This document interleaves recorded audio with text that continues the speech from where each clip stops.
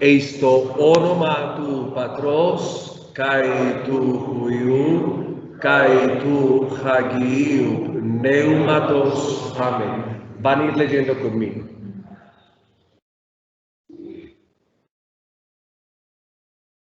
Pater gemon, hoentois, uranois, hagias theto, to onomasu, el feto ge basileia su, genetheto to thelemasu, hosen uranoi, kai epigeis, tonarton gemon, ton epiusion, dos gemin semeron, kai apes gemin, taupeilema gemon, hos kai gemeis apekamen, tois opeiletais gemon, kai me eseinenques gemas, eis peirasmon, a la rusa y gemas,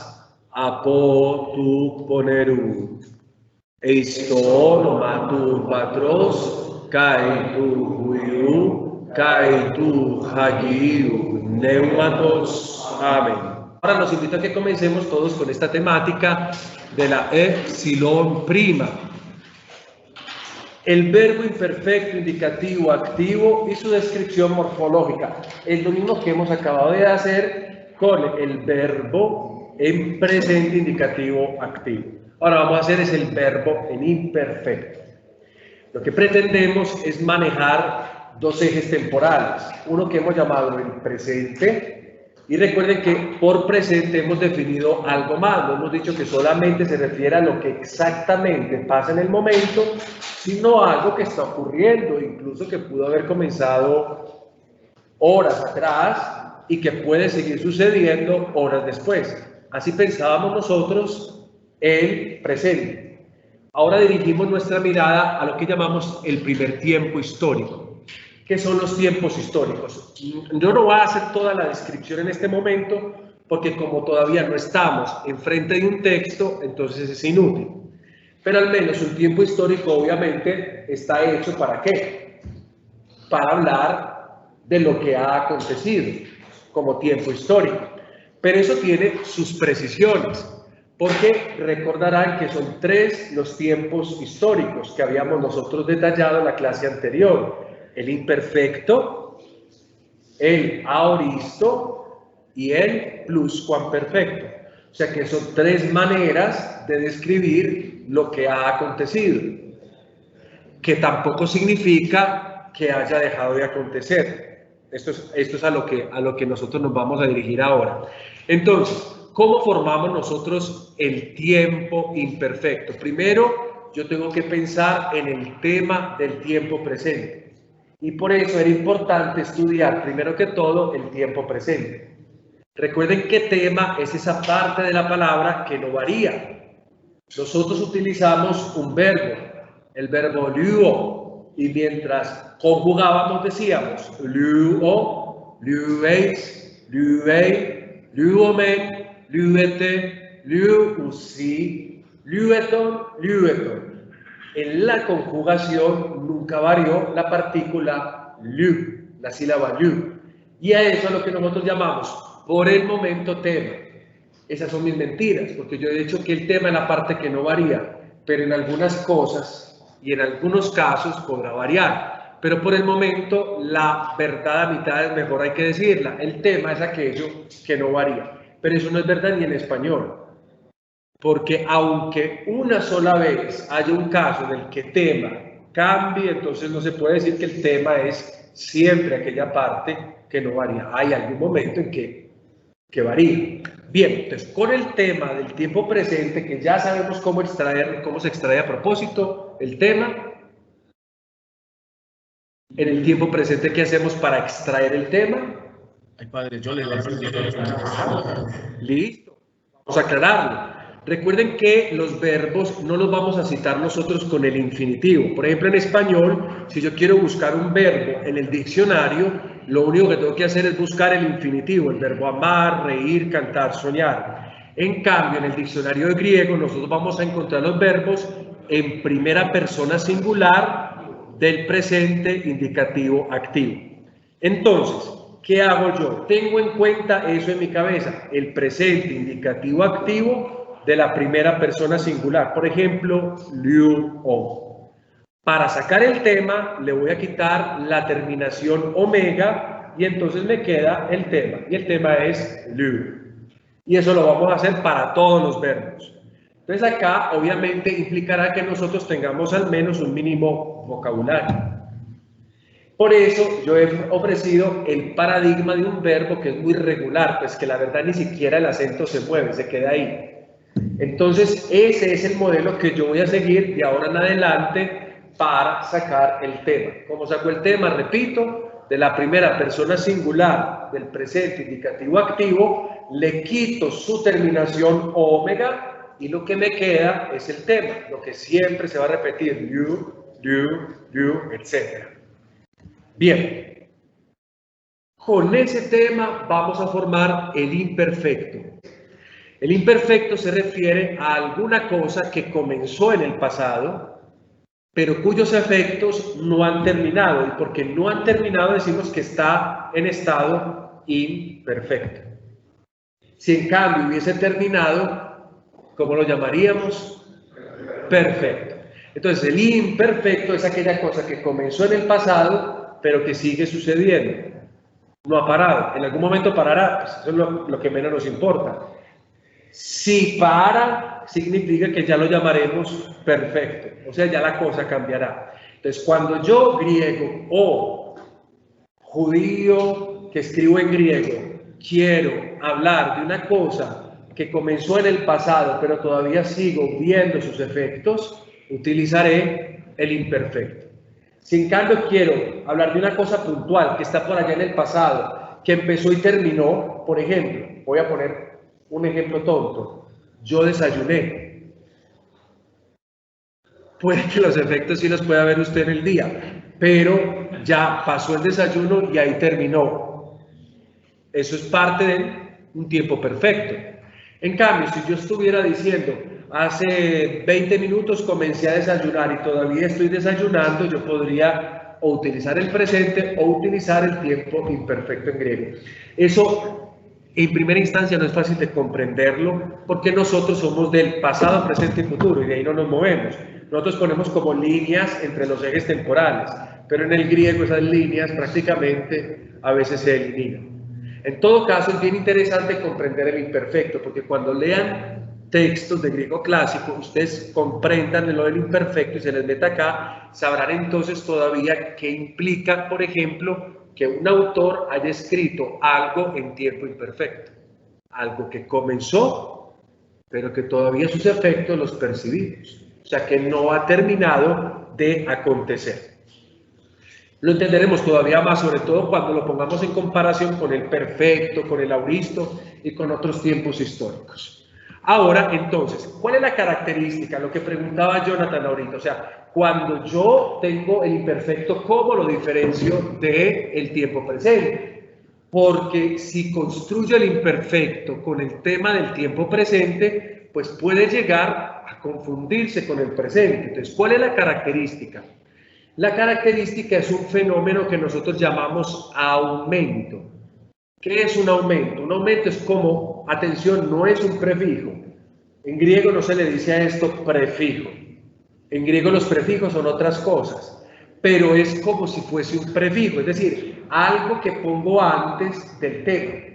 O sea, extraigo el tema del presente y le coloco el aumento, una partícula, que en este caso es una epsilon con un espíritu. El espíritu puede variar. Yo explicaré eso enseguidita. El espíritu puede variar, ya explicaré por qué. Pero por el momento, comúnmente, es una epsilon con el aumento, y esa epsilon con el aumento yo la coloco antes del tema. O sea que si yo, por ejemplo, tengo el verbo luo, yo desato, y quiero volverlo al pasado, yo tendré que al liu agregarle esa epsilon antes, entonces me quedaría eliu. Así sonaría la primera parte. Entonces la característica del tiempo imperfecto es que siempre va a aparecer una cosa que llamamos aumento, que vuelvo a repetir, no es un prefijo porque en griego hay prefijos específicos. Esto recibe el nombre de aumento, es decir, algo que se añade, pero que funciona como en nuestra lengua como si fuera un prefijo, algo que le coloco antes al tema. Y aquí lo tengo, eliu. Además, para reconocer también que es imperfecto, algunas de las terminaciones, es decir, de la parte final, algunas de las terminaciones van a ser diferentes, otras van a ser las mismas que teníamos con respecto al presente. En último término, nunca nos vamos a confundir, porque la diferencia entre presente e imperfecto es esta, que el presente solo tiene tema y terminación, mientras que el imperfecto tiene aumento, tema y terminación. Voy a hacer el paradigma, voy a colocarles el primero. Después de que coloque el primero, ya ustedes me pueden preguntar lo que quieran. Pero con el ejemplo pienso que cualquier duda puede ser respondida. Si, sin embargo, la duda sigue, pues me preguntan, ¿ok? Entonces aquí tengo yo la primera persona del singular. ¿Qué es lo primero que yo hago entonces? Lo primero que yo voy a hacer es que voy a manejar el mismo verbo liu, para no salirme de ahí, porque pienso que puede ser más útil seguir por el mismo lado. Voy a utilizar liu para no utilizar otro verbo. Entonces lo primero es que yo tengo que extraer el tema. Ahí lo tengo ya. El tema es liu. Ahora, ¿cuál es la característica del imperfecto? El aumento. Entonces voy a colocar el aumento antes y ahí lo tengo. La epsilon con su espíritu, en este caso, con su espíritu suave o dulce. Y ahora, ¿qué es lo que me queda faltando por colocar? La terminación. Si yo quiero decir en nuestra lengua griega, yo desataba,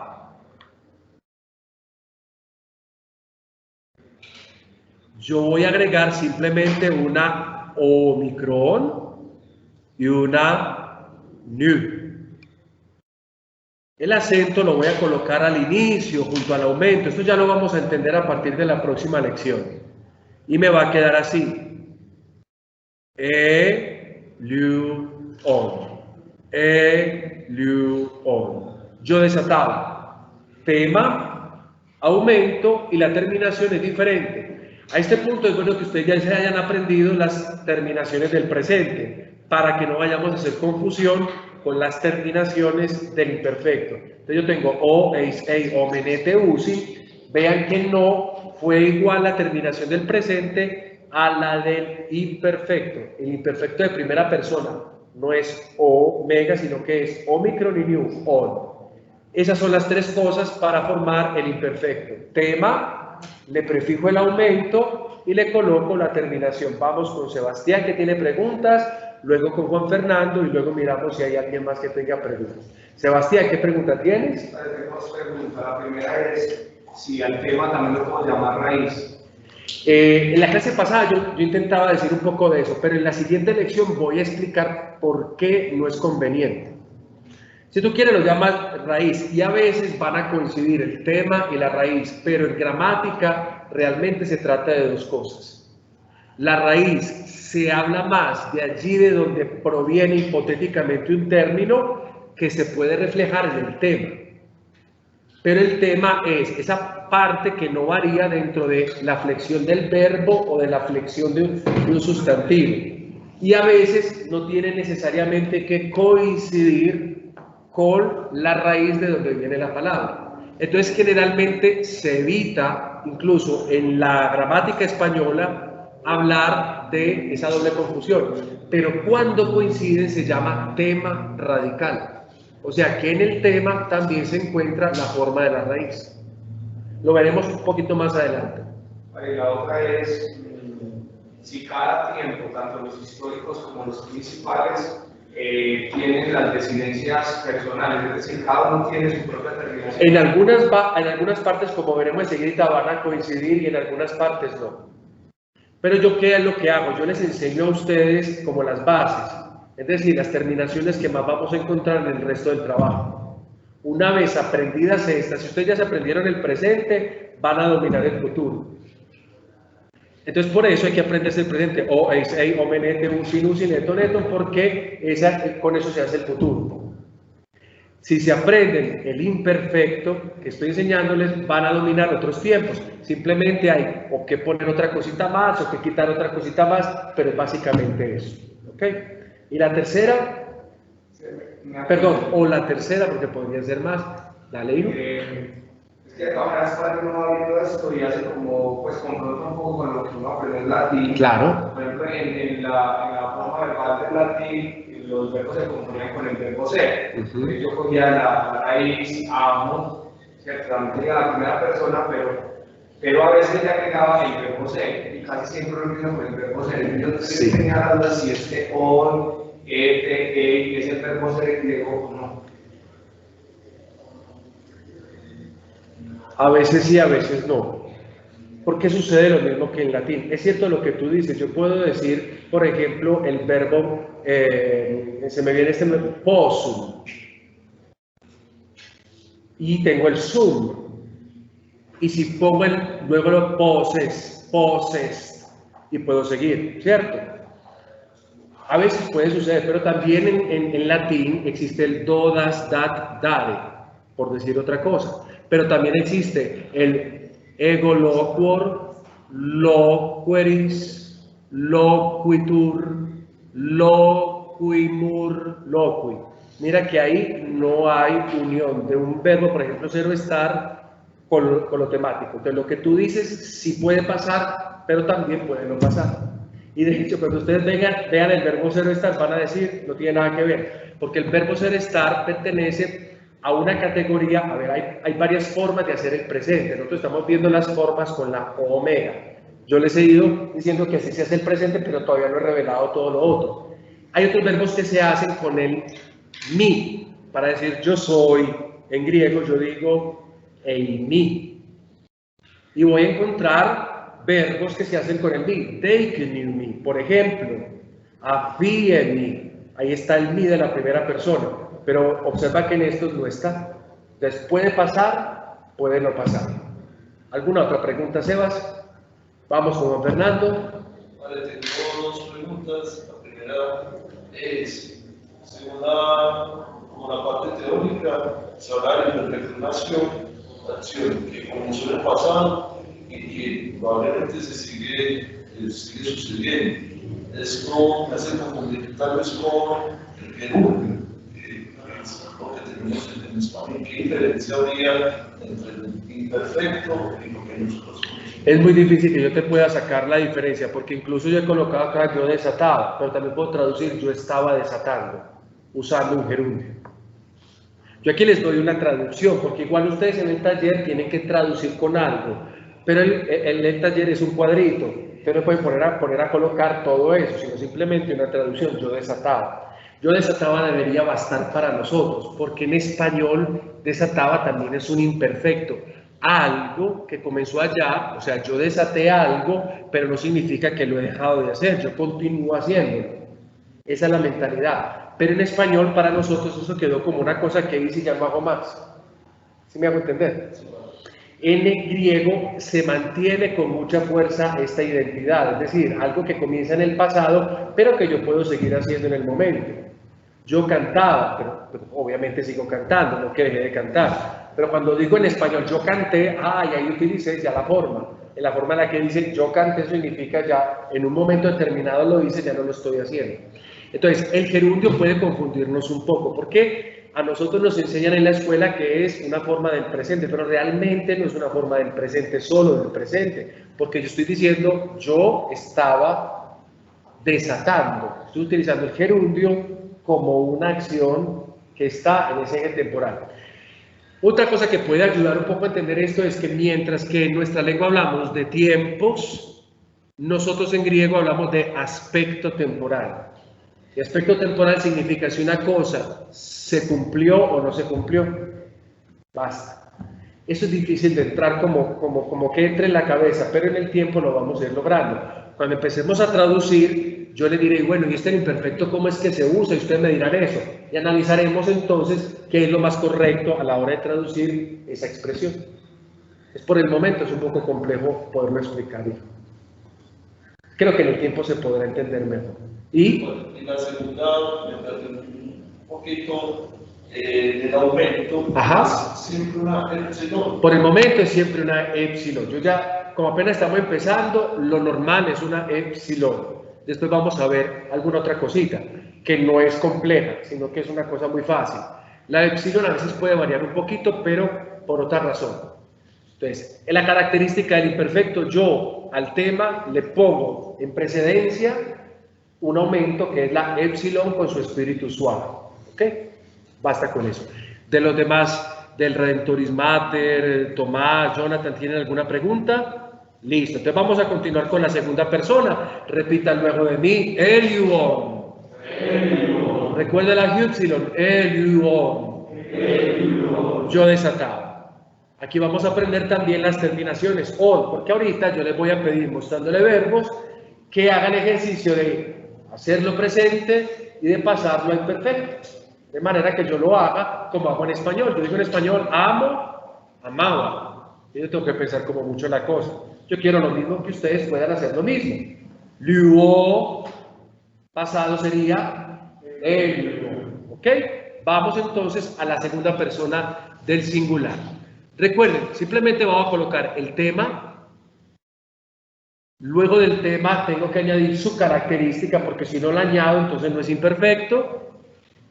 Y voy a añadir la terminación. Mientras que la segunda persona del presente dice ¿cómo? Liu, eis. Atención cómo va a decir esta persona. Liu, no voy a colocar la iota. Resumí la cosa. Eliues, que traduciremos obviamente por tú desatabas o tú estabas desatando. Bueno, tú desatabas. Eliues. Me van a perdonar que ustedes ven que el acento lo coloco muy grande, no es tan grande, es más chiquitico, pero es simplemente como para hacerle fuerza a aquella sílaba donde ustedes tienen que también utilizar la fuerza tónica. E-U-S. Repitan después de mí, con la primera persona.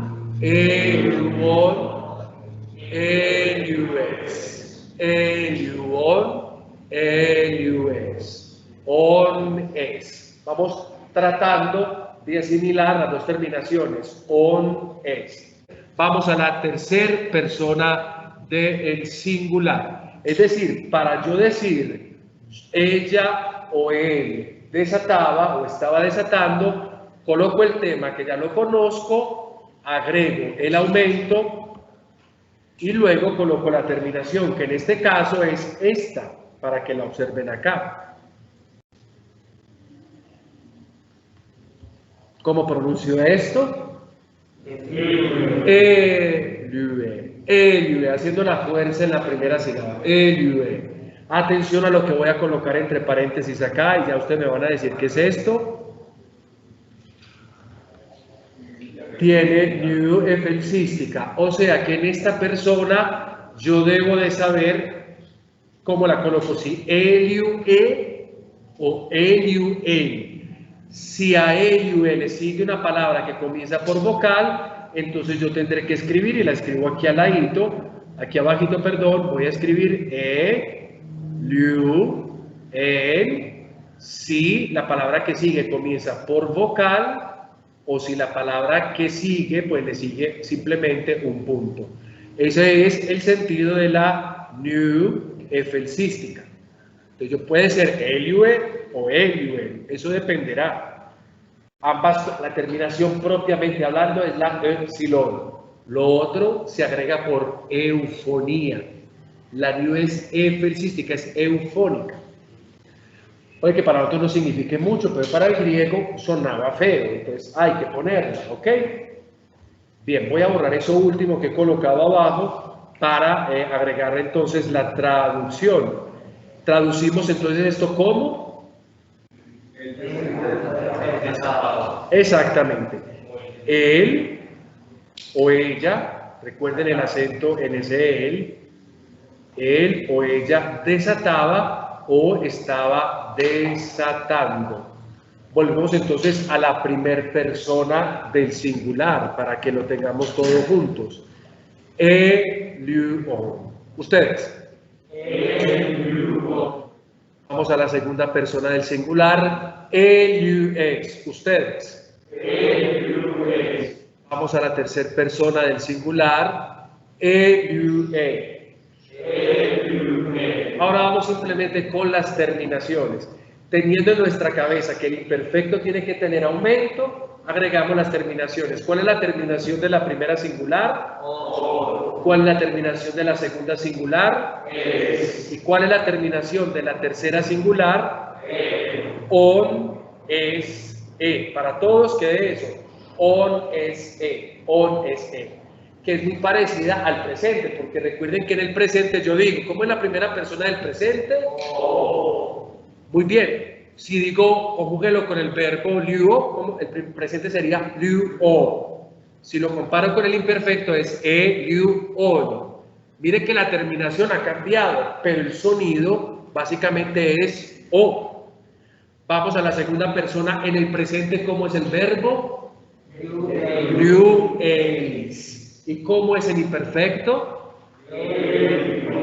Liu es. Observen que también está bien, que es una eis en presente, pero se volvió una es, o sea, se abrevió. Eis es una e aumentada porque se vuelve diptongo. Y aquí la abreviamos en una simple epsilon. Lo mismo para la tercera persona. ¿Cómo es la tercera persona en el presente? You, ei. Pero yo esa terminación la voy a abreviar para el imperfecto. ¿Cómo quedaría entonces el imperfecto? Ahí está. Entonces observemos el cuadro comparativo. En el presente yo digo o, pero en el imperfecto digo on. En el imperfecto de segunda, en el presente de segunda persona digo eis, pero en el imperfecto digo en el presente digo para la tercera persona singular pero en el presente, pero en el imperfecto digo, ya lo dije, Bien, ahora vamos a la primera persona plural, que es muy fácil. Vuelvo a hacer lo mismo, tema, coloco el aumento, miren que estoy evitando decir prefijo el aumento porque vuelvo a repetir, no es un prefijo, aunque nos parezca, y la terminación ya la conocemos todos. ¿Cuál es la terminación del presente? Entonces aquí la tenemos, la vamos a colocar tal cual. El acento lo voy a desplazar. Liu o men. Ahí me perdonan esa epsilon que quedó, no la mejor epsilon del mundo, pero bueno, esa es. Liu o men. Miren dónde he colocado el acento, lo tiré un poquito más para allá. Entenderemos por qué eso. Liu o men. ¿Cómo traducimos esto? Nosotros o nosotras desatábamos.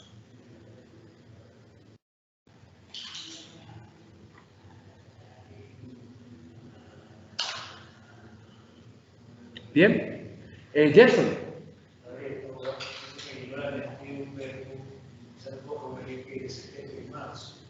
Pues por ejemplo, ¿qué pasa con esos verbos que tienen la epsilon adelante, el aumento se obvia? Esa es la pregunta que me estaba haciendo alguno. En el aumento, en ese caso, ¿qué se hace?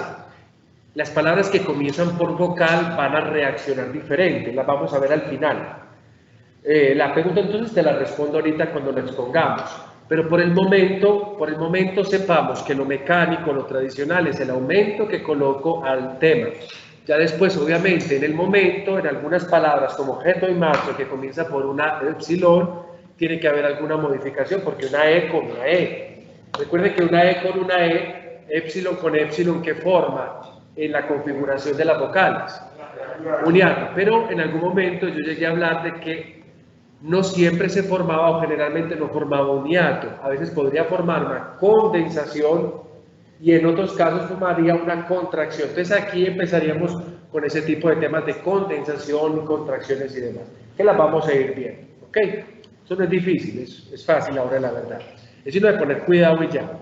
Bien, vamos a empezar a repasar. Primera persona, ¿cómo es? No, pero con toda la palabra, con todo el verbo que nos queda el paradigma. ¿Cómo sería la primera persona?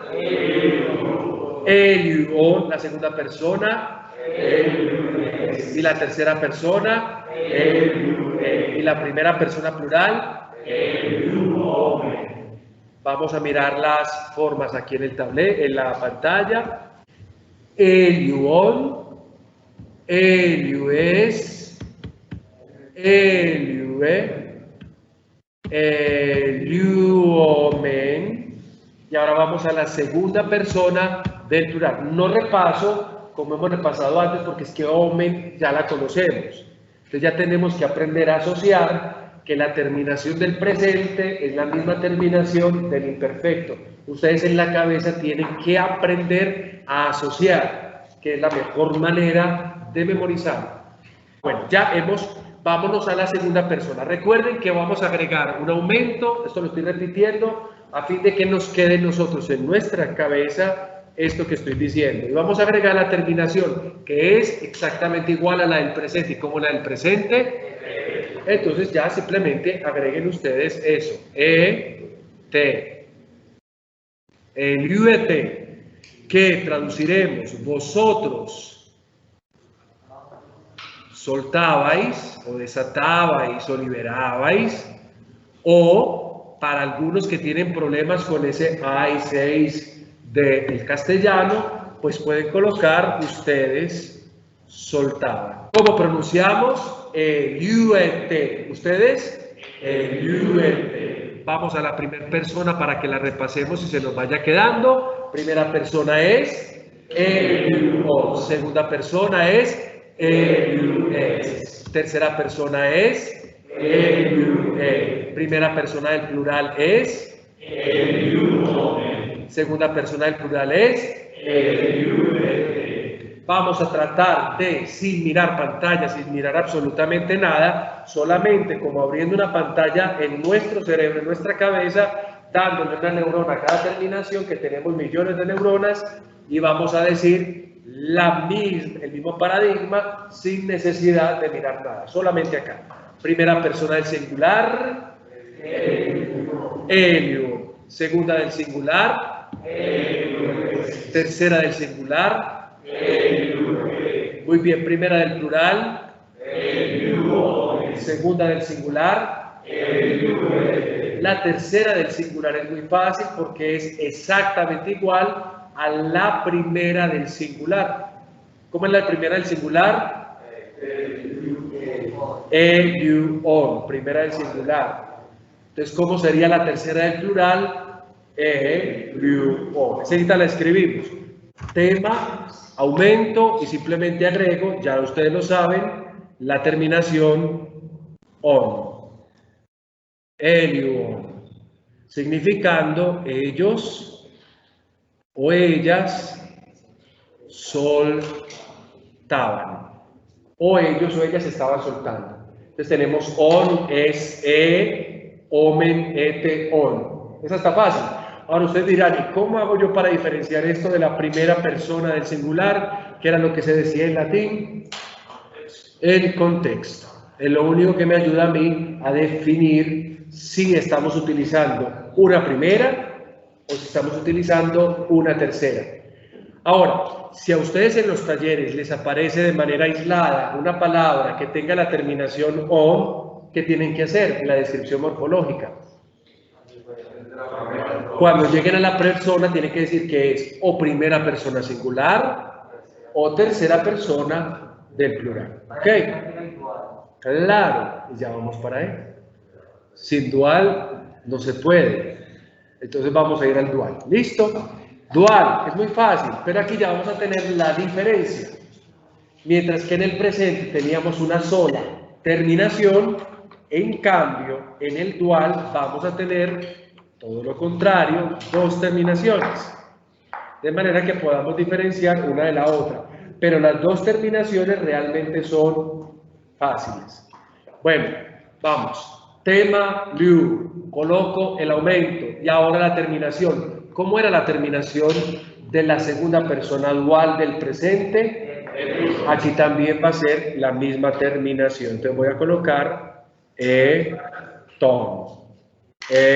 Liu, ton. Que va a significar, recuerden, o a traducir, vosotros dos soltabais o ustedes dos soltaban. Eliueton. Eliueton, ¿ok? Eliueton. Eliuon. Eliues. Eliue. Eliuomen. Eliuete. Eliuon. Eliueton. Si se aprendieron el presente, mire que tienen casi que muchos recursos o casi todos los recursos para sacar de ahí. Se vuelve realmente fácil. Si yo aprendo o, me aprendo on. Si me aprendo eis, me aprendo es. Si me aprendo ei, me aprendo con iufelsística. Si me aprendo omen, aprendo que es omen. Si aprendo ete, es ete. Si aprendo usi con iufelsística, aquí simplemente cambio un poquito, digo on. Si aprendo eton, eton. Ahí están las relaciones. Vamos a la tercera persona del dual. No repito mucho esta porque es la misma del presente, simplemente que agregamos el aumento. El aumento, como ustedes ven aquí en pantalla, es lo que me va a diferenciar al presente, porque si se lo quito, ya me quedó el presente. Y lo mismo acá. Si yo quito en la segunda persona el aumento, ya me quedó el presente. Y lo mismo sucede para la primera persona. Si quito el aumento, lumen es el presente. ¿Ok? Yo les había dicho que el imperfecto se forma con el tema del presente y pues ahí lo tenemos. Vamos a la tercera persona del dual. La misma situación, coloco el tema, que es lo que yo necesito, la característica del imperfecto que es la epsilon, y ahora la terminación que sí va a cambiar un poquito, pero un poquito es un poquito. Es casi que lo mismo, coloco voy a poner el acento por acá, tau, eta y nu. Lo que cambió fue esta eta, porque mientras anteriormente era eton, aquí ahora es ete. Y la pronunciación sería eliuete. Eliuete. Ustedes, por favor. Eliuete. Eliuete. Voy a decirlo yo, vayan tratando de irlo diciendo en sus cabezas. Eliuo. Eliues. Eliue. Eliuomen. Eliuete. Eliuon. Eliueton. Eliuete. Que traduciría bien. Vamos a mirar el paradigma completico para que ustedes lo observen y lo tengan, porque enseguida pasaré a otra temática, pues de esta misma, a otra cosa, a otro punto, y haremos una serie de ejercicios con un verbo. Bueno, observen el tema. Como ven, el cuadro, ese es el paradigma, es decir, el modelo a través del cual yo voy a ir conjugando todos los verbos. Mi problema va a ser la acentuación, pero es mi problema por el momento. Yo por eso los corrijo. Cuando acentúan mal, yo hago el acento donde tiene que estar. Pero después nosotros, ustedes y yo, podremos hacer los acentos correctamente. Entonces observen, en el singular nosotros tenemos la forma eliuon, eliues, eliue. En la columna tercera de esta primera del singular ustedes ven solo las terminaciones. Y aquí ven el aumento. Yo coloco colores como para que usted identifique que tiene que haber algo más en el imperfecto.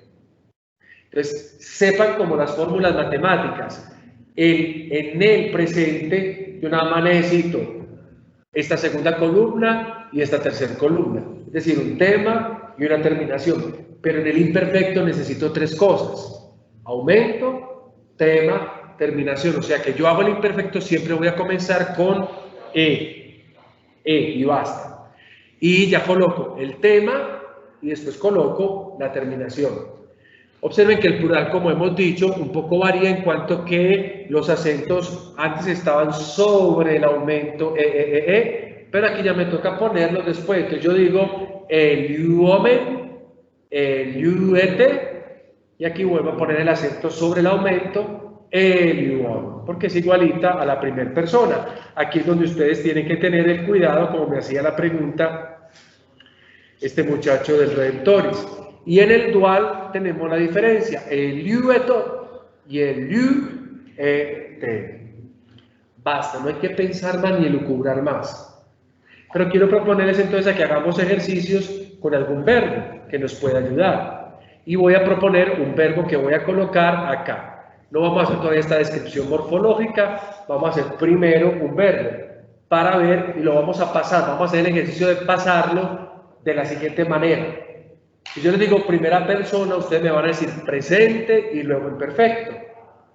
Les digo segunda persona, me dicen primero el presente y luego el imperfecto, porque la idea es que sea una cosa que hagamos sin tener que pensar mucho, sin tener que pensar o es omenete usin y on es el omenete on etonete, sino que seamos capaces de hacer ese diálogo. Porque en los textos bíblicos ustedes van a encontrar las palabras así. En un presente, después te pasan un imperfecto, y tienes que tener la capacidad, la lucidez de identificar una cosa de la otra. Les propongo una palabra que ya hemos estado haciendo y que es fácil, y esta es la palabra por alegrarse. ¿Cómo es que es alegrarse?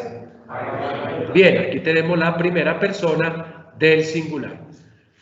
¿Cómo sería? Pregunto al mayor, y después paso a Tomás, después paso a uno y al otro. ¿Cómo sería la primera persona, pero en el imperfecto?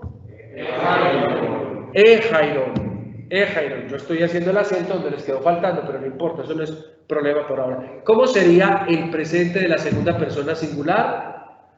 Presente. Jaireis. ¿Y cómo sería el imperfecto? Ejaireis. Muy bien. Ahora nos vamos con Tomás. Tomás, habilita el micrófono, por favor. Sí, padre.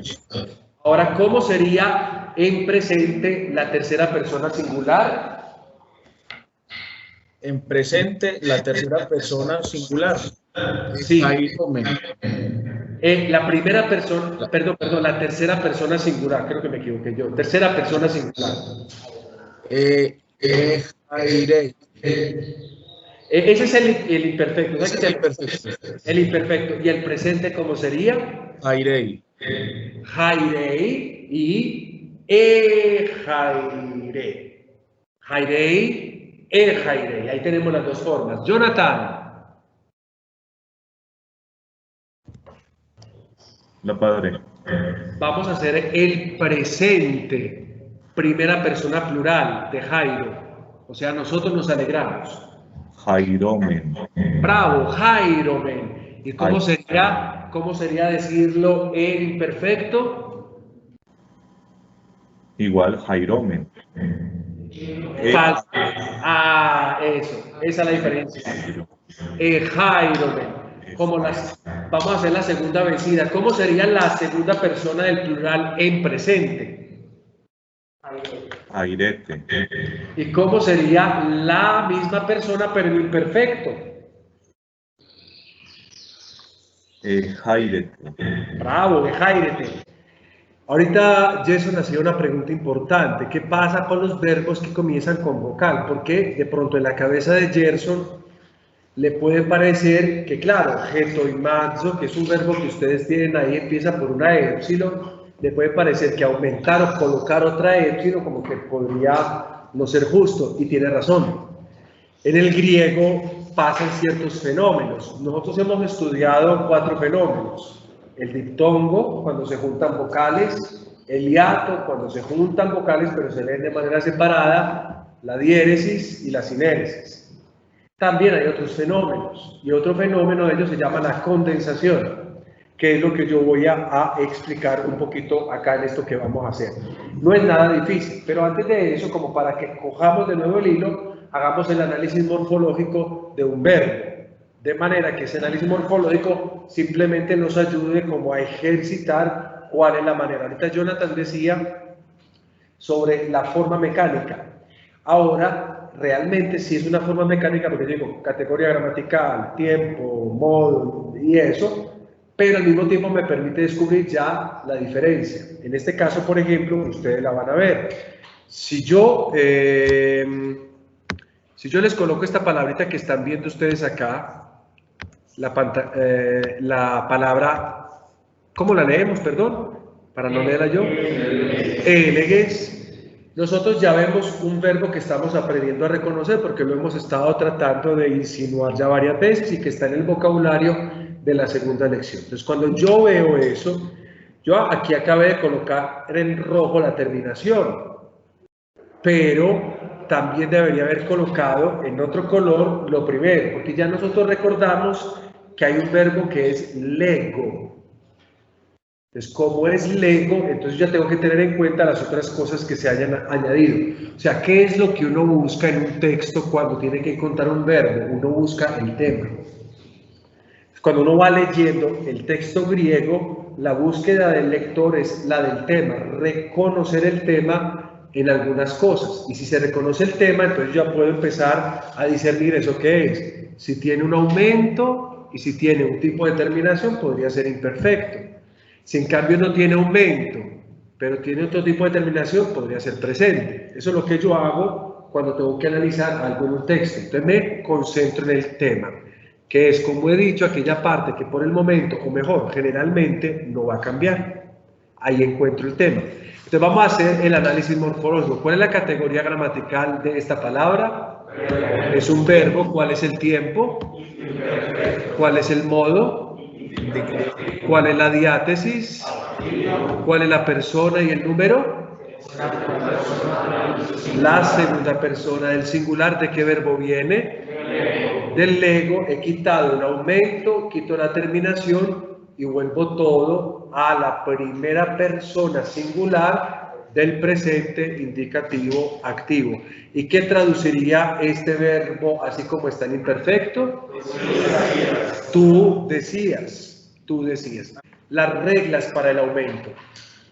Hay dos reglas para el aumento, solamente eso.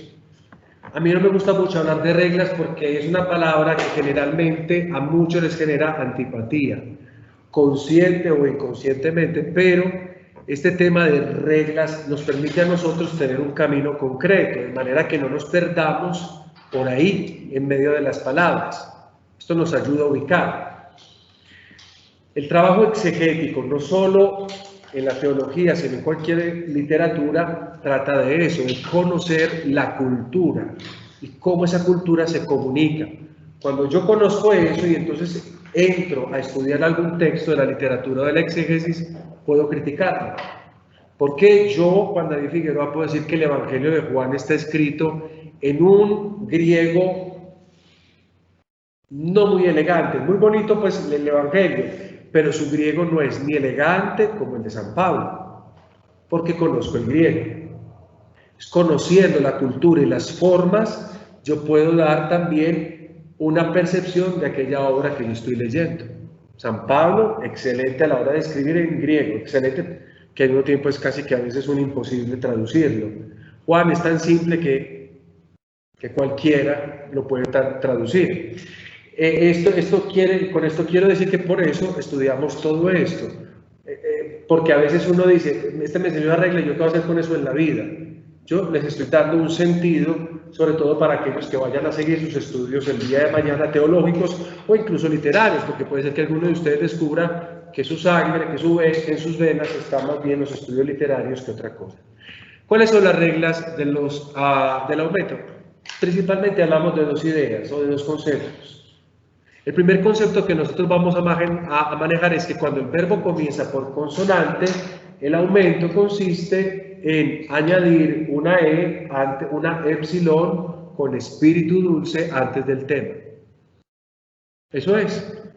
Entonces, cuando yo encuentro que tengo que conjugar un verbo y el verbo comienza por consonante, lo que voy a hacer es añadir una epsilon antes del tema, y ahí está el aumento. Una epsilon con espíritu dulce, no tiene como ningún otro secreto, no es difícil, es simplemente añadir. Pero la cuestión es si la palabra comienza por vocal, ¿qué se hace? Porque ya vemos que hay algunos verbos o muchos verbos cuyo inicio no es una consonante, sino una vocal o un diptongo. Ahí habría que saber qué hacer. Yo les voy a proponer acá una serie de pequeñas cosas que se pueden intuir fácilmente para que sepan qué hacer, cómo aumentar. Primero, coloquemos algunas. Esto es lo que llamaremos nosotros alargamiento. Si la épsilon la voy a colocar a una palabra que comienza por vocal, la épsilon junto a esa vocal se van a unir tanto que se van a convertir en otra cosa alargada, o sea, en una vocal o en un grupo de vocales largas. Eso es lo que pasa. El encuentro de épsilon, que es una vocal breve, cuando se encuentra con otra, se juntan de tal manera que aparece otra cosa, otra vocal. Pero en griego casi siempre esa unión va a generar los mismos resultados. Entonces, si lo aprendemos ahora, cuando nos encontremos en otros momentos, pues ya sabremos cómo se aumentan las cosas. Entonces, imaginémonos que el verbo comienza por una alfa. O imaginémonos que el verbo comenzó por una epsilon, o alfa o epsilon. Cuando tengo que hacer la conjugación, tengo el verbo que comienza por alfa o por epsilon, y le voy a colocar el aumento. Cuando ese aumento se encuentra con la alfa, se va a convertir en una eta. O sea, esas dos vocales se funden, se condensan y se forma la eta. O si el verbo comenzaba por una epsilon, y entonces yo le tengo que agregar una epsilon. Precisamente tú me decías, el vocabulario aparece getoimazo. ¿Qué le pasa a esa epsilon? Se va a volver a esa epsilon del aumento con la epsilon inicial, se juntan y se vuelven una eta. Y aquí coloco un ejemplo. Lo voy a colocar con el verbo acuo. Acuo, ¿qué les suena a ustedes? Es parte del vocabulario. Acuo, ¿qué les suena? A acústica. ¿Qué significará acuo? Exacto, yo escucho. Ahí lo tenemos en presente, indicativo, activo, primera persona, singular. Lo doy en eso porque así es como se dan los verbos en esta lengua. Entonces yo lo que voy a hacer es tomar primero que todo el tema. ¿Cuál es el tema de acuo? Acu. Quito la terminación y ya me queda el tema. Acu. ¿Cierto? Ahora, yo quiero volverlo imperfecto. Entonces ya hemos dicho que para el imperfecto tenemos que prefijar una epsilon con un espíritu dulce. Atención a lo de los espíritus, porque si la palabra comenzase por un espíritu áspero, dominas el espíritu de la misma palabra. Por ejemplo, el getoimazo, yo ahorita lo hago, ahorita hago el ejercicio pues concretamente, pero lo digo acá de una vez y después lo volveré a repetir para que quede asimilado. Aquí, ¿qué coincidencias hay? Que el espíritu es dulce y el espíritu de la epsilon del aumento es dulce. Entonces el espíritu queda dulce. Pero supongamos que el espíritu fuese áspero. Dominaría es el espíritu áspero de la palabra. Entonces el espíritu dulce del aumento desaparece y simplemente voy a colocar el espíritu áspero. Aquí yo tengo hasta el momento un error porque estoy colocando aumento con el tema, o sea, acu. Voy a agregar la terminación de la primera persona del imperfecto, es de ser on. Ahí no hay verbo todavía conjugado. ¿Por qué? Porque hemos acabado de escuchar que cuando alfa y epsilon inician una palabra, y aquí tenemos alfa y epsilon, alfa o epsilon se van a alargar a una eta. O sea, en pocas palabras, lo que estoy queriendo decir es que estas dos vocales de acá se van a volver una sola cosa, es decir, se van a volver una eta. Y entonces, he aquí el resultado. ¿Cómo quedaría ese verbo conjugado? Quedaría de la siguiente manera. EQON. Ahí diríamos, yo escuchaba, o también puedo decir, ellos escuchaban, porque recuerden que la forma tanto dice de la primera persona singular, como dice de la tercera persona del plural. O sea que miren, el encuentro de vocales generó en último término una sola vocal, si ustedes pueden ver acá. Esto lo aclaro mucho porque he tenido estudiantes que no me pusieron cuidado cuando yo decía esto. Y no sé si tampoco hayan escrito, sí, seguramente escribieron, pero tampoco le pusieron cuidado. Entonces, cuando llegaron a hacer el taller y se encontraron con palabras que comenzaban en vocal, no hicieron la condensación, el aumento, sino que colocaron esto primero. Y eso para mí es absolutamente malo, porque eso no es lo que pasa. No hay un griego que diga E-A-Q-ON, sino que dice E-Q-ON. Las condensaciones y las contracciones que veremos más adelante no sucedían en una variante dialectal del griego, pero esa variante nosotros no la estudiamos. Nosotros estudiamos es esta que llamamos el griego clásico. Sebastián. Padre, si tuviera un espíritu fuerte, entonces uno diría que común. Si fuera un espíritu fuerte, o sea, el espíritu que predomina es el de la palabra. Si está dulce, como en este caso, pues permanece dulce, porque en este caso la palabra posee un espíritu dulce. Pero si fuera áspero, dominaría ese espíritu, o sea que se pierde el espíritu que trae el aumento. ¿Por qué el aumento tiene que tener un espíritu? Porque hemos dicho que el espíritu se coloca al inicio de la palabra. ¿Y el aumento dónde se coloca? Al inicio de la palabra. ¿Y el aumento en qué consiste? En una vocal. Entonces, tiene sí o sí que tener un aumento. Entonces, el aumento, digamos, general o genérico es el dulce. Pero si a la palabra, en este caso, a una palabra que inicia por otra vocal, el aumento es decir, la palabra tiene un espíritu áspero, yo tendría que hacer el cambio. El espíritu genérico del aumento se pierde, ahorita hay un ejemplo con ese, se pierde y se asume el de la palabra. Sebastián. Para el momento de transliterarla no importa, digamos, la condensación, o sea, no es el resultado de la condensación entre translitero. Sí, yo translitero es la palabra, porque realmente la primera parte no es una palabra. Entonces, ¿yo qué voy a traducir acá? ¿Qué voy a transliterar? Lo vamos a transliterar para que así lo tengamos más claro. Coloco la eta, ¿cómo se translitera? Una E con el macrón luego. Exacto, luego. La Hüpsilon, ¿cómo la translitero? Con una U. Yo no puedo transliterar una Y porque esto se trata de un diptongo. Por ejemplo, la U, con la U sería un guía. Sí, hijo, pero domina el orden de las palabras. Domina el orden de las palabras. Es decir, lo primero que yo me encuentro es un diptongo. Y en ese caso, entonces, como hay un diptongo, esa es la norma. Si hay un diptongo, la Hüpsilon se translitera como una Hüpsilon. Exacto, sí, tú tienes razón, porque entonces aquí, ¿qué pasa? Porque aquí tenemos, perdóname, en su orden, un hiato. Domina el diptongo, perdón, no voy a decir, porque a veces sí va a coincidir y a veces no va a coincidir, voy a decir mejor, el diptongo domina por encima del hiato. O sea, si hay una configuración de un diptongo en medio de 3 vocales, va a dominar ese diptongo.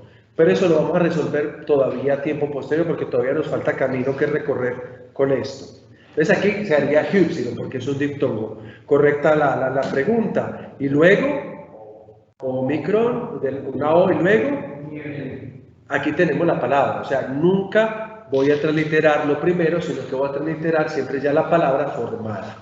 Vale, y ahí entonces, si tuviera el espíritu áspero, se pondría la gota al principio, y en este caso es dulce, pues... Exactamente, en el caso dulce, recuerden que el espíritu no se translitera. Si fuera áspero, habría que transliterarlo con una H que se pone incluso al mismo inicio de la palabra. Vamos a otra palabra, y así vamos componiendo, es el mismo procedimiento. Entonces, alfa y épsilon que inician el verbo si lo voy a poner en imperfecto, al encontrarse con el aumento, se vuelven eta.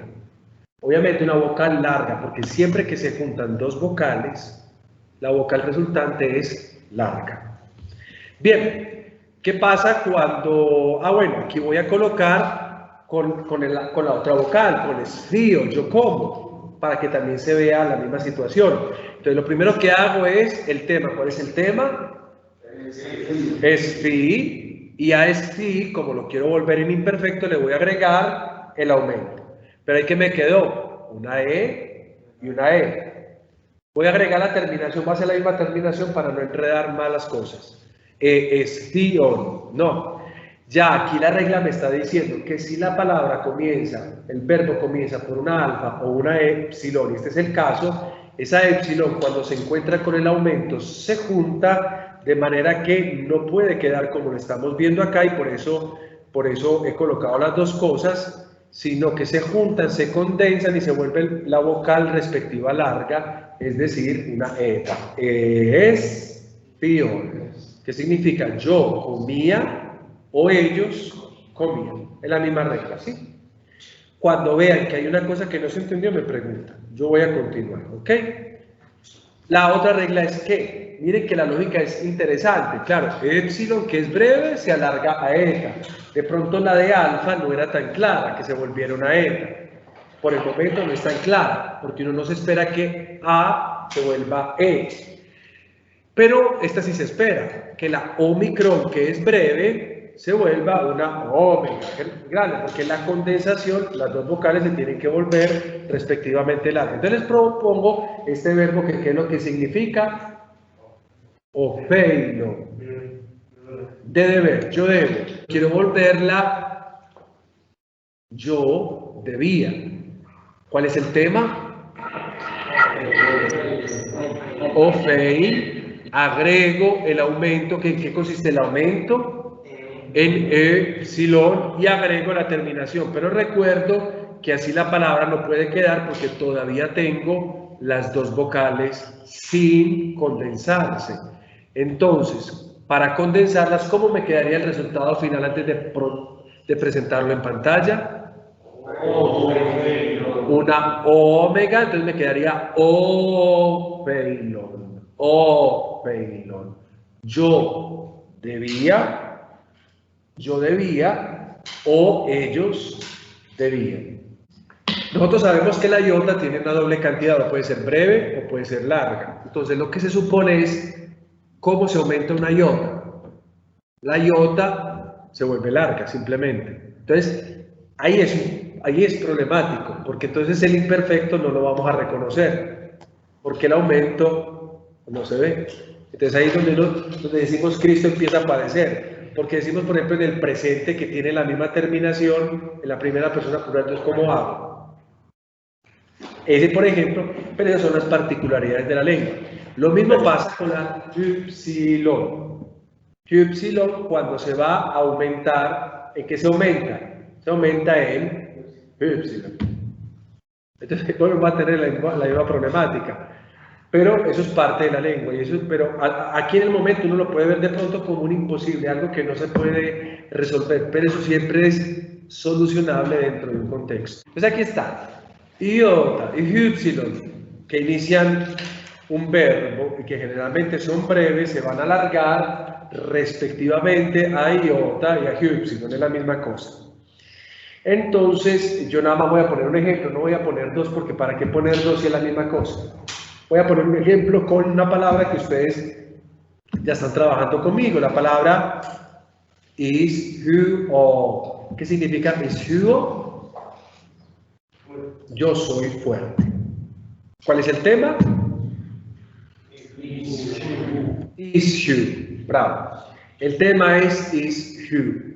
Quiero agregar el aumento.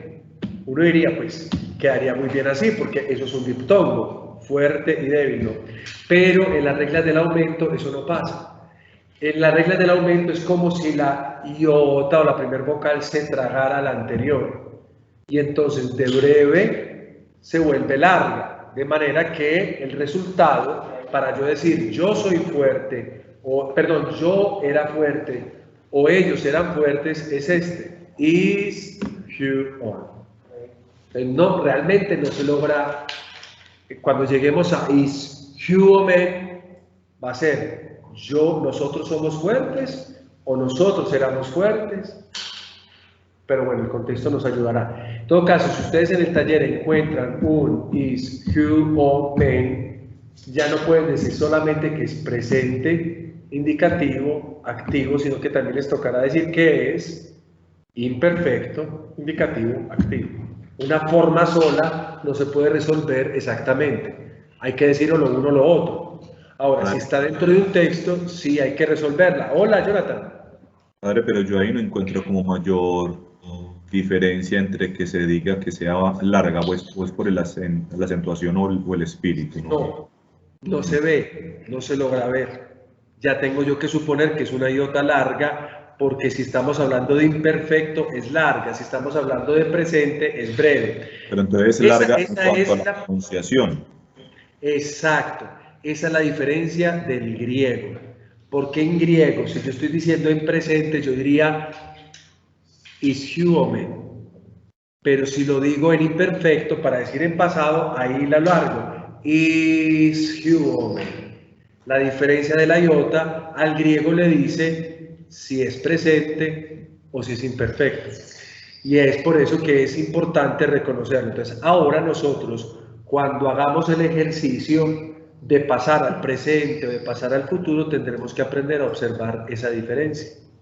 Si ustedes me dicen a mí, is human, yo digo es presente, pero si ustedes alargan la iota, no importa si la exageramos y dicen is human, yo ya capto que eso es parte del pretérito, del imperfecto. El problema es, obviamente, en el texto, donde no hay pronunciación. Yo tengo que analizar.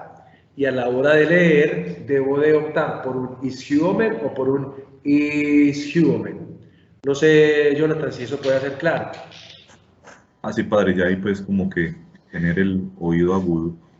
Sí, sí. Y eso sucede también con la epsilon. ¿Ok? Vamos a la siguiente reglita. Son pocas, no es muy enredado esto. Bueno, la verdad les voy a decir, esto sí es muy enredado, pero eso va a ser muy enredado, o sea, en la lección 12, o sea, en el segundo semestre. Por el momento esto nos sirve y nos vamos a ir con esto todo el rato, porque sí, hay una serie de reglas, pero para llegar a esas reglas es absolutamente necesario. Entonces, ¿yo qué hice? Yo sinteticé.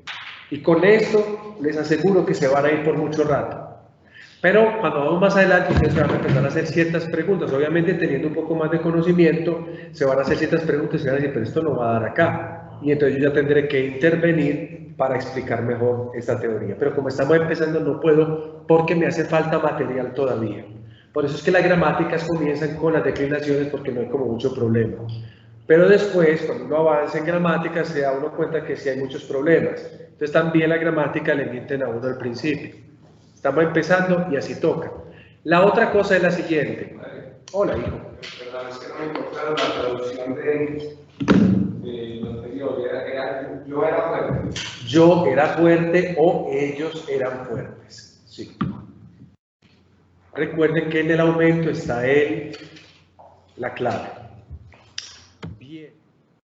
Vamos a esta. Esta es la penúltima reglita que les propondría, que realmente un caso, realmente no es una regla, pero es un caso. Cuando yo leo la literatura clásica, pero también la literatura hebrea, me encuentro que cuando los verbos comienzan por el diptongo eu, pueden tener dos tipos de aumento. ¿Cómo?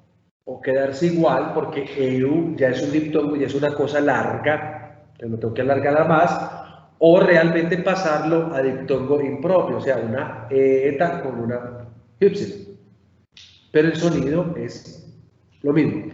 Coloco un ejemplo para que se logre como entender más la cosa.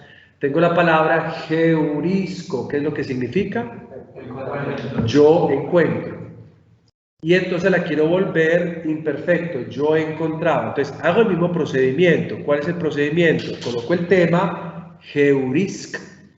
Sin la terminación, agrego el aumento, lo ven ahí, pero obviamente esto no me puede quedar así porque esto ya es exageración.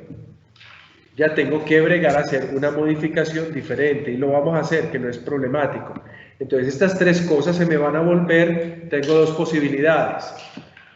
O que cuando yo quiera decir, yo encontraba la épsilon, perdón, aquí hay un error, y un error que cometí acá. Aquí es el espíritu es áspero. Ahí es un error que yo cometí. Observen que aquí la palabra lo tiene. Fue en la escritura digital, no lo coloqué mal. Es un espíritu áspero. Por lo cual ustedes pueden ver el espíritu áspero acá. Miren que entonces el espíritu del aumento cede al espíritu original, al espíritu de la palabra. ¿Qué pasó en el aumento? No se ve. Porque un diptongo por naturaleza es largo. Entonces yo puedo encontrar esta palabra así exactamente y se trata del imperfecto. He acabado de decir, los verbos que inician en EU pueden tener el aumento, sea manteniendo su forma EU porque es un diptongo y ya es largo, o pasando a la forma todavía más larga, que es la del diptongo impropio, donde epsilon se vuelve una eta. Y entonces quedaría así, geuriskon, geuriskon, geuriskon. O breve, geuriskon o geuriskon. Cualquiera de las dos formas es una forma apropiada. Sí. Tú puedes encontrar en los textos tanto la primera como la segunda forma, y te lo digo de más, en el mismo texto, en el mismo párrafo, puedes encontrar la misma palabra con las dos formas. Una u otra. ¿Cuándo no es potestativo? Cuando estamos en el campo de la poesía, donde la brevedad y la cantidad sí son importantes, sobre todo para cuestiones de la métrica. Ahí sí, el poeta, si necesita una sílaba breve, va a utilizar la primera, porque es más breve, o si la necesita más larga, va a utilizar la segunda. ¿Ok? Bien. ¿Es claro esto? Hagamos el último y ya. Esto es la generalidad, esto es lo que casi siempre vamos a encontrar. Vamos a encontrar verbos que comienzan por alfa, por epsilon, por iota, por ypsilon, por eu, y vamos a encontrar verbos que comienzan por hoy. Esa es la generalidad. Podemos encontrar otras cosas, sí, pero la generalidad es esta. Entonces, con esto nos vamos a ir por mucho rato. Cuando comienza por hoy, va a haber un aumento. Claro, cuando la Omicron, que es una vocal breve, se encuentra con la epsilon, pues Omicron, recuerde que se volvía omega. Lo vimos ahorita, ¿no? Cuando el verbo comienza por Omicron y se encuentra con el aumento, se va a volver omega. Entonces aquí pasa lo mismo, pero si lo vuelvo omega, como ustedes ven acá, omega, la iota que está acá, no la puedo dejar adscrita, la tengo que volver suscrita, se me convierte en diptongo. Entonces esa es la lógica, no es una cosa que va en contra de ninguna regla de la lógica. Vuelvo a repetir, yo tengo un verbo que comienza por hoy, cuando le agrego el aumento, ya lo habíamos visto ahorita, que cuando Omicron se encuentra con el aumento, esto se convierte finalmente en una omega. Pero ¿qué le pasa a la iota? No existe en nuestra lengua griega esto, a no ser de que haya una diéresis acá, que sería otra historia. Entonces, como no existe en la lengua griega algo así, yo lo que tengo que hacer es que la iota pasa de su posición adscrita a la posición suscrita.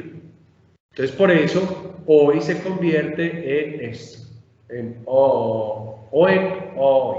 ¿Ok? Pongamos un ejemplo con un verbo por lo demás interesante, bonito, y que nosotros lo observamos en alguna palabra por ahí. ¿Qué dice acá? Oikodomé. Oikodomé. Bien, tengo oikodomé. Oikodomé. ¿Qué sería el tema? Me fui hasta la epsilon. Aquí vamos a observar una cosa que no puedo explicar por ahora, pero que en la cuarta lección comprenderemos con todo el sentido. Oikodomé. Oikodomé. Agrego el tema, y el tema es, perdón, agrego el aumento, y miren lo que me quedó aquí, eoic, eoic, eoic. Agrego la terminación on. Entonces ya sé que cuando el aumento se encuentra con este juego de vocales, con este diptongo, se me va a volver una OI. Ahí la tienen. Por esto que está acá, no se preocupen mucho, porque ¿qué fue lo que pasó ahí? Pasó que una vocal del tipo fuerte se encontró con otra vocal del tipo fuerte, y yo les he dicho que generalmente eso forma un hiato, pero que en el resto de casos podría formar otra cosa. Aquí sucedió lo que llamamos la contracción. Entonces, por eso la terminación la ven ustedes como rarita en esa palabra. La palabra quedaría así, oikodomu, que la vamos a traducir como yo construía. Tiene muchos significados, pero aquí vamos a traducirlo al menos con el significado de yo construía o ellos construían. Este último fenómeno, sobre todo con la contracción, lo vamos a entender después. Entonces no me pregunten por qué ese cambio en la sílaba final. Lo que nos interesa ahora es la primera parte, ¿ok? Que recuerden que si la palabra comienza con espíritu dulce, pues el espíritu dulce se mantiene, pero si la palabra en cambio, en este tipo de palabras que comienzan por vocal, tienen ese espíritu áspero, vamos a mantener el espíritu áspero incluso aunque el aumento tenga espíritu dulce, ¿ok? ¿Cuáles son los ejercicios que vamos a hacer? Son los siguientes. Ustedes a continuación tienen un verbo que ya hemos visto todo el rato. No me he querido mover hacia otros verbos porque yo quiero ayudarles a repasar el vocabulario y aprender a usarlo para que no quede simplemente palabras sueltas, sino que les demos el uso pertinente dentro de la lengua. ¿Qué es lo que significa este concepto? ¿Cómo se traduce? Yo miro. Bueno, vamos a comenzar entonces y le voy a pedir el favor, quiero comenzar contigo, John Eder. No importa si no se acuerdan, el ejercicio está también para recordarse. Tenemos el verbo blepo, yo te voy a pedir en español, yo lo voy a decir en español y tú simplemente vas a traducir en griego, ¿listo? Entonces voy a decir, tú ves. ¿Cómo se diría tú ves? Ble. No, es que no te escuché la terminación, perdón ahí, pero la vuelves a repetir. Bleves. No, tú ves. O sea, en tiempo presente, tú ves. Blepeis. Blepes. Y si yo quisiera decir, nosotros veíamos, ¿cómo lo diríamos? Nosotros veíamos blepomi. Pero veíamos. Blepomi. Blepome. Muy bien. Tengo blepeis, blepome. ¿Puede leer la palabra?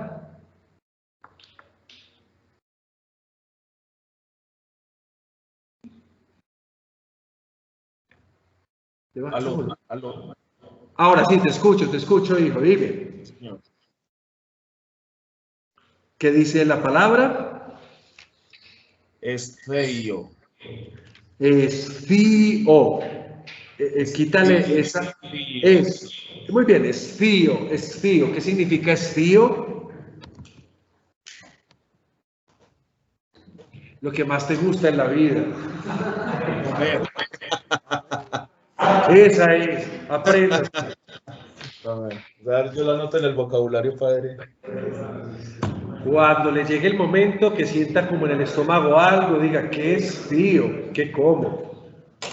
Bien, Tomás, ¿cómo diríamos en este caso? Vosotros coméis. Es 7. Es 7, muy bien. Y si yo dijera, vosotros dos coméis, perdón, vosotros dos comíais, vosotros dos comíais.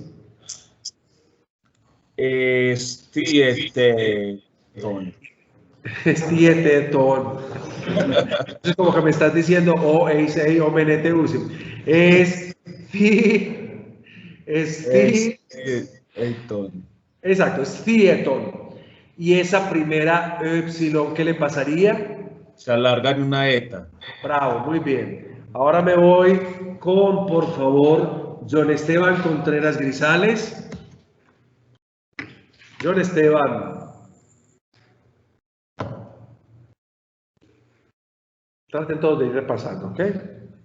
Bien, aquí tienes esta palabra, John Esteban. Léela, por favor. Ofeilo. Ofeilo, muy bien. Ofeilo, ¿qué es lo que significa? Yo debo. Muy bien, yo debo. Hijo, ¿y cómo se diría yo debía? ¿Cómo es? Ofeilo. Ofeilo, muy bien. ¿Y la Omicron inicial le pasa algo? Se convierte en una omega. Bravo, bravo, bravo, está muy bien. Y una última preguntita, porque entonces no, me faltaría un tiempo acá. ¿Cómo se diría nosotros debíamos? Ofeilomen. Muy bien, opeilomen. Opeilomen, bravo, gracias, mi hijo. Habiendo hecho este repaso con un verbo diferente al yugo, ahora vamos a hacer otro ejercicio. Y el ejercicio es de análisis morfológico. Voy a empezar con Tomás. Tomás, te voy a presentar un verbo a continuación y vamos a hacer el análisis morfológico del verbo. Lo que hemos hecho. Tiempo, categoría gramatical, tiempo, modo, persona, diátesis, etcétera, etcétera. ¿Ok? Tomás, yo. Sí, hijo, Tomás tú. Tomás tú, lo vamos a hacer en grupos, pero como tú estás solito allá, entonces después paso a Jonathan, después paso al Redentoris y después paso aquí al mayor. ¿Listo? Bueno, primer ejercicio, Tomás, aquí está el verbo. Incluso tiene sus ayudas didácticas, como para que se logre comprender un poquito más. Por el momento hay ayudas, después, nada. Bien, Tomás, lee el verbo, por favor.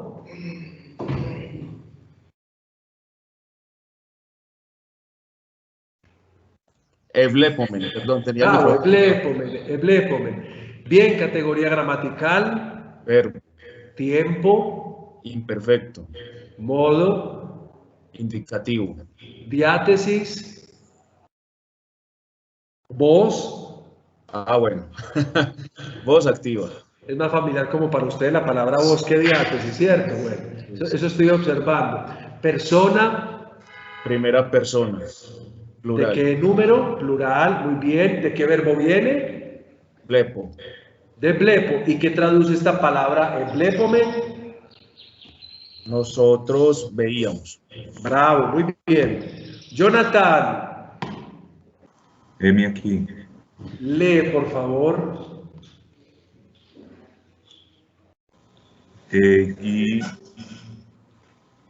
Guión con. Egignoskon. Egignoskon. ¿Ok? Egignoskon. Ahí vamos poniendo la pronunciación. Bien, categoría gramatical. Imperfecto. Primero la categoría, antes del tiempo. Verbo, es verbo. Muy bien, ahora sí, tiempo imperfecto, modo. Modo indicativo. Diátesis o voz. Activa. Persona. Primera. O tercera, número. Tercera, primera del singular o tercera del plural. Correcto, ¿de qué verbo viene? Gignosco. De gignosco. ¿Y cómo podríamos traducir el verbo? Yo conozco o ellos y ellas conocen. Atención, porque yo conocía o ellos o ellas conocían. Bravo. Redentoris Mater. Vámonos acá con el Redentoris Mater. Tomás. Siempre les toca esta palabra. Esta palabra está destinada para ustedes. ¿Están listos? Bueno, ustedes van a leer juntos la palabra. Yo les digo lean y después les voy pidiendo las distintas informaciones, ¿ok? Préndales el micrófono para poderlos escuchar. Bueno, lean por favor.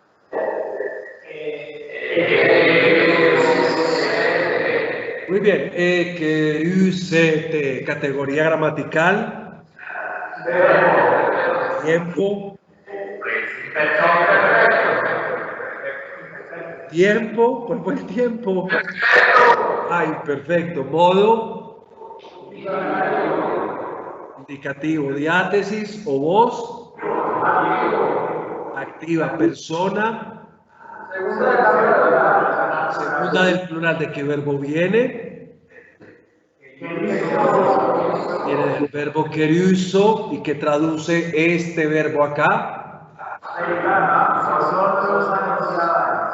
Vosotros anunciabais, correcto. Y ahora nos movemos al Seminario Mayor de Medellín, que no le vamos a dar esta, sino que le vamos a dar esta. ¿Ok? Vamos a leer todos a una sola voz, por favor. Espión. Categoría gramatical. Tiempo. Modo. Diátesis. Persona. Primera del singular o tercera del plural. ¿De qué verbo viene? Desvío. ¿Y qué traduce esta palabra? Yo comía o ellos comían. ¿Esta letra cuál es?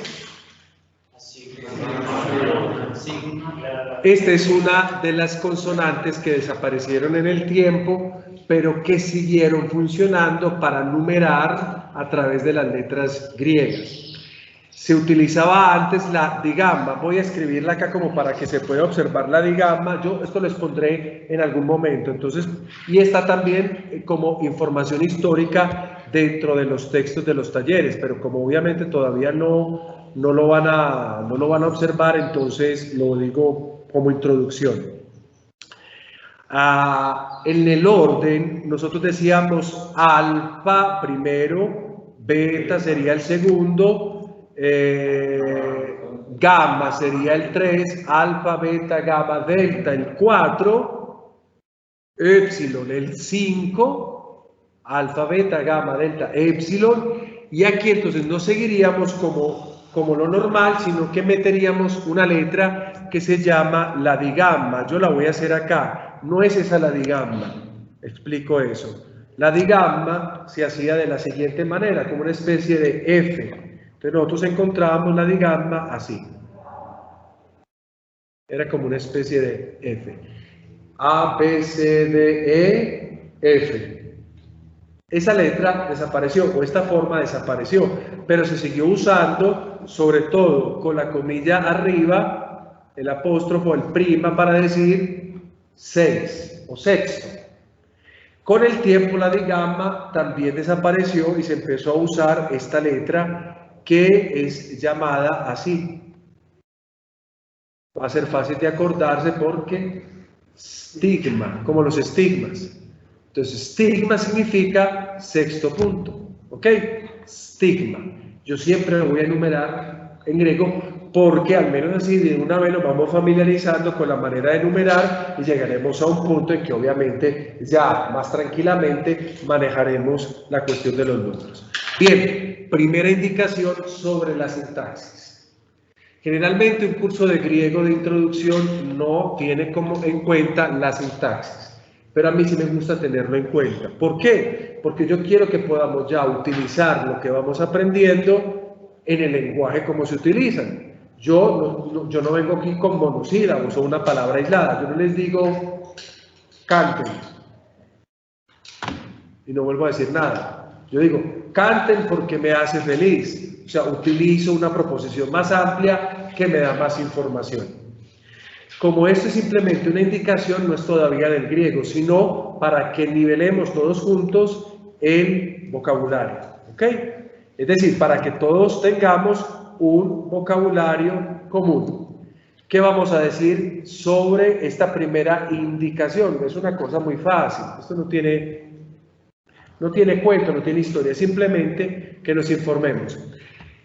Gracias a que conocemos el verbo en griego o gracias al verbo en la mayoría de lenguas, nosotros podemos construir proposiciones u oraciones.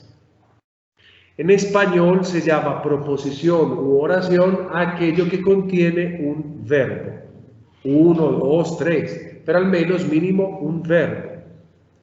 Y frase se llama a ese otro tipo de construcción en el que no existe el verbo. Cuando yo digo la casa bonita, ahí estoy utilizando una frase. Pero si yo digo la casa es bonita, la frase se me convirtió en una oración o en una proposición. Esta diferencia no se maneja en el común, pero entonces la Real Academia de la Lengua dice ya no es necesario hacer la diferencia porque la gente no diferencia entre una frase, una proposición u oración.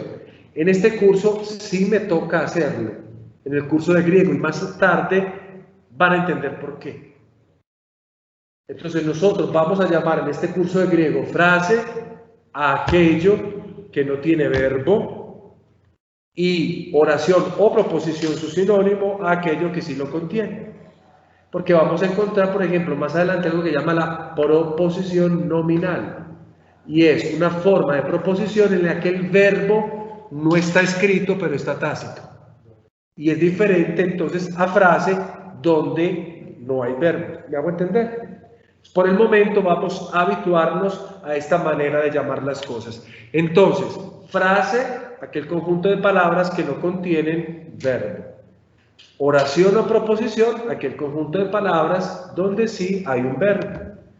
Y el verbo, tanto en griego como en español, hace que haya una serie de relaciones lógicas con lo que está alrededor. Entonces ahí es donde ustedes, por ejemplo, conocen términos como sujeto y predicado. Cuando yo hablo de sintaxis, hablo del estudio de eso, del sujeto y del predicado. Cuando hablo de morfología o incluso de gramática, la gramática es el término, digamos, madre, de ahí viene morfología, sintaxis, semántica y etcétera. Cuando hablo de morfología, yo me refiero a categoría gramatical con toda la información que la palabra aislada me ofrece. Entonces yo acabo de hacer un ejercicio morfológico, yo le digo, hagamos la descripción morfológica de tal verbo, pero cuando hablo de sintaxis ya me refiero a la palabra que está en medio de una proposición y entonces tiene funciones. Si yo digo cantemos, yo a ese verbo le puedo preguntar quién es y ustedes responderán nosotros. El nosotros es el sujeto. ¿Cuál es el predicado? Cantemos. Ese es el núcleo del predicado, el verbo. Simplemente tratando de que todos hablemos el mismo lenguaje. Esto es de español normal. Entonces, las proposiciones griegas también se pueden clasificar de diferentes modos, así como las proposiciones en español. Las proposiciones se clasifican entonces de tres maneras. La primera la llamaremos simples. Es decir, la proposición simple es aquella proposición en la que solo vamos a encontrar una única proposición. Coloco un ejemplo en español, lo coloco en griego porque todavía no hemos llegado a analizar otras cosas. Yo como una manzana. Es una proposición simple porque nada más tenemos una sola proposición, de hecho hay un solo verbo y tiene sentido completo. La información está completa. Cuando digo yo como, tú me puedes preguntar, ¿y qué? Te estoy diciendo una manzana. Entonces mire que ya tengo un complemento que por lo demás, ustedes ya lo conocen, se llama el complemento directo. Porque mi acción afecta directamente un objeto, en este caso la manzana. Luego lo llamamos complemento directo. Estoy repasando supuestamente cosas que ya están. Pero como el supuestamente me genera mis perplejidades, por eso yo lo vuelvo a decir. Y volveré sobre esto más adelante también. Entonces tenemos el primer tipo de proposición, la proposición simple. Nada más una sola proposición con su verbo, no tenemos nada más. Así como hay proposiciones simples, también tenemos proposiciones compuestas. Que es una oración formada, mire que ya el término oración lo utilizo como genérico, formada por dos o por más proposiciones. Es decir, tenemos varios predicados. Recuerde que el predicado lo forma el verbo y también los complementos, pero ahí yo puedo tener simplemente predicados y están unidos en español y en griego por conjunciones que llamamos coordinantes. O sea, cuando aparecen las conjunciones coordinantes, yo puedo estar ante varias proposiciones. Eso lo llamaremos proposición compuesta o oración compuesta. O en las gramáticas más comunes, eso le dirán frase compuesta. Aunque ya he dicho pues que lo de frase no lo vamos a utilizar en este tipo de ejemplos. Coloco, para que vean acá, yo como una manzana y aparece la conjunción coordinante y, que pone al mismo nivel la información. Yo como una manzana y bebo un vaso de leche. Mire que son proposiciones, cada una tiene su propio sentido. Yo como una manzana es un sentido completo, tiene su complemento directo. Miren que la segunda también lo mismo. Yo bebo, ¿qué bebo? Un vaso de leche, complemento directo. Pero pertenecen al mismo nivel de información. No están coordinadas en el mismo nivel de importancia por una conjunción coordinante. Y para nosotros en español es conjunción coordinante. ¿Cómo se dice eso en griego? Yo lo diré kai. Cuando ustedes vean kai significa y. Tiene otros significados, pero por el momento nos basta y. Conjunción coordinante. Estamos poniendo dos proposiciones en el mismo nivel. A esto lo llamamos oración compuesta. 2 o 3 o 4 o 5 proposiciones, lo importante es que hayan conjunciones coordinantes que están relacionando una y otra oración. Y finalmente, la tercera tipología es la que nosotros llamamos complejas, que es la forma más común, más habitual en los textos escritos, cuando hablamos, etcétera, etcétera. Es una oración que se forma también por 2 o más proposiciones, pero, atención, esas proposiciones también tienen más predicados unidos por conjunciones subordinantes. O sea, cuando hayan conjunciones subordinantes aparecerá lo que llamamos nosotros las proposiciones complejas. Para nosotros esto es complejo porque puede ser que yo no sepa qué son conjunciones subordinantes. Las voy a mostrar a través del ejemplo, que con el ejemplo va a quedar claro. Hemos venido trabajando una idea. Yo como una manzana. ¿Cuál es la conjunción subordinante? Que. Yo como una manzana que está en el árbol. Si yo quito que está en el árbol, la proposición tiene sentido completo. Yo como una manzana. Lo que estoy agregando es una proposición más, porque tiene verbo, está en el árbol, pero que está subordinada a la primera, la principal. Entonces, a la que está en negro, yo como una manzana la llamo proposición principal, y a lo que está en azul, que está en el árbol, lo llamaré proposición subordinada, porque comienza con una conjunción subordinante. Si yo digo simplemente que está en el árbol, eso no tiene sentido. Porque el que me está pidiendo unión con algo más. Ese que está en el árbol está subordinada a una proposición principal. Aquí viene de nuevo la conjunción coordinante con bebo un vaso de leche que compré en la tienda. Ese que compré en la tienda también es la proposición subordinada a bebo un vaso de leche. Entonces miren, ¿qué son las cosas complejas? Aquí la cosa está fácil porque realmente no es muy enredado. ¿Cómo identificar cuando hay una proposición compleja, una oración compleja, cuando encontramos partículas que pertenecen a la clasificación, a la categoría gramatical de conjunciones subordinantes? Esta es la forma que nosotros usamos más para hablar.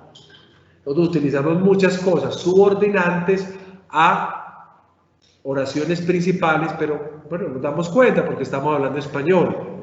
Pero eso es lo que sucede en español. Nosotros hablamos de 3 maneras. También en el griego, de una manera simple. Por ejemplo, yo soy profesor. Simple. Compuesta en el mismo orden. Yo soy profesor y ustedes son estudiantes. O de una manera compleja. yo soy el profesor que habla cuando quiere, ahí estoy haciendo dos subordinaciones, que y cuando, y ustedes son los alumnos que tienen que escuchar porque yo lo digo. Entonces ahí tienen, miren las mezclas que nosotros hacemos. Nosotros mezclamos todas esas tipologías. Cuando yo voy a estudiar un texto, tengo que aclarar ante qué estoy. Si ante una proposición simple, una compuesta o una compleja.